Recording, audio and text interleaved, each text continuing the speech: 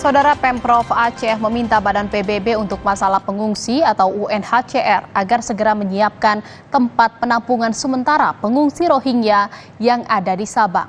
Penjabat Gubernur Aceh Ahmad Marzuki meminta UNHCR mencarikan lokasi untuk penampungan sementara pengungsi Rohingya yang mendarat di Sabang. Sebelumnya terjadi penolakan dari warga Sabang terhadap keberadaan pengungsi Rohingya di sana. Namun penolakan itu merupakan wewenang bupati atau wali kota setempat.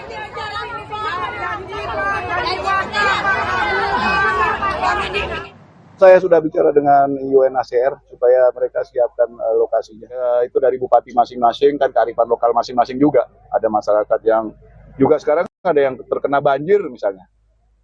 Ya dia sendiri punya masalah, dapat rohnya ya susah juga kan.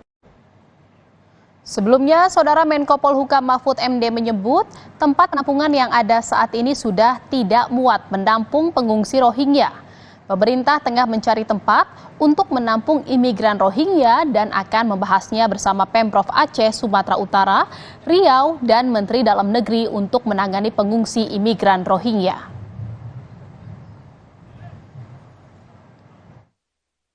Karena sifatnya kemanusiaan, maka kami sedang mencari jalan untuk nanti dicarikan tempat penampungan karena yang ada sudah tidak muat. Tapi kita akan segera mencari jalan untuk mencari secepatnya. Nanti Forkompimda 3 provinsi, Aceh, Sumatera Utara, dan Riau akan dikoordinir oleh Menteri Dalam Negeri untuk membicarakan itu.